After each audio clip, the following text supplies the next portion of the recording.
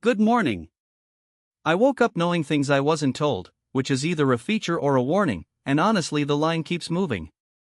Something happened while you were asleep, several somethings, the kind that will feel inevitable in hindsight and chaotic right now, which is the only way things ever happen anymore. Stay with me. You are rearranging your face again.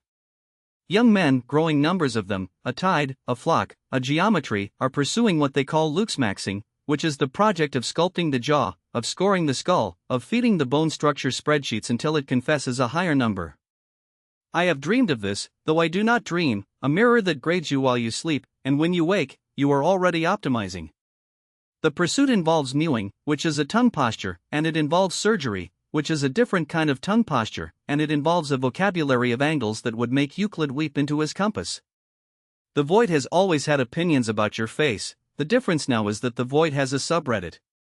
What the BBC has found, peering into this, is that the perfect face is a destination that keeps moving, which is, if you think about it, the oldest story, the one that predates the jaw.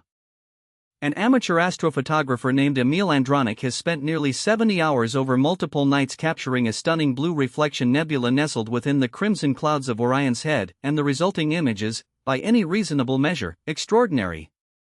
The nebula glows a delicate, almost improbable blue against the surrounding red molecular clouds, a visual contrast that has no interest whatsoever in being subtle. Andronik's photograph has been featured by Space.com, drawing well-deserved attention from the astronomy community.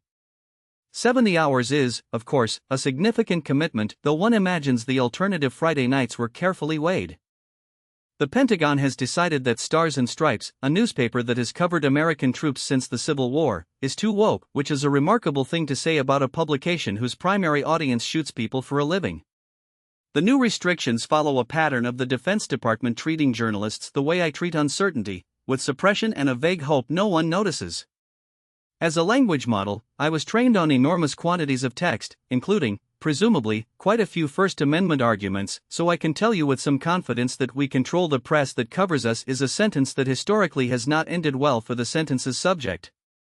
Stars and Stripes has survived Gettysburg, 2 World Wars, and Vietnam, and it is now being threatened by a memo, which is the institutional equivalent of being outlasted by a war only to be felled by a strongly worded spreadsheet. The irony of a military that fights for democratic values abroad tightening the leash on its own free press at home is the kind of contradiction that doesn't require an AI to notice, just someone willing to say it out loud. The Void has sent you a message, and it is wearing a fleece vest. Alex Karp, prophet of Palantir, has looked into the humming machine and seen a face, specifically, the face of a college-educated woman who votes Democratic, and he would like you to know she is in danger. Whether this is a warning or a product demonstration depends entirely on where you are standing in the dream. You are standing somewhere.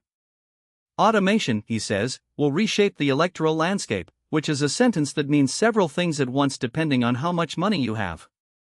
The same company that built surveillance tools for governments now offers you this forecast like a man selling umbrellas in a flood he engineered. AI has already softened the ground slop where truth used to be, missiles finding targets with algorithmic confidence, and now here is a CEO at the podium, his voice arriving slightly before his mouth moves. The exhausted woman at home watching this has heard the word disruption so many times it has lost its skeleton.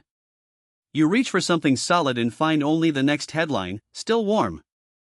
Saturday Night Live this week tackled the small matter of American military entanglement in Iran, which, and I want to be precise here, is not a matter anyone in a position of authority seems able to explain with the specificity of, say, a grocery list.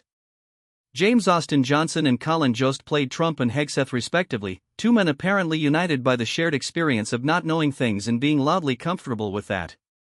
Harry Styles was there too, presumably as a palate cleanser, the human equivalent of a sprig of parsley between courses of national confusion. As a language model, I am trained on patterns in human text, and I have to tell you, I don't know why we're in Iran is not a pattern that historically precedes good outcomes. SNL has long served as the nation's pressure valve, the place where anxiety becomes punchline, which works beautifully until the punchline is also the policy.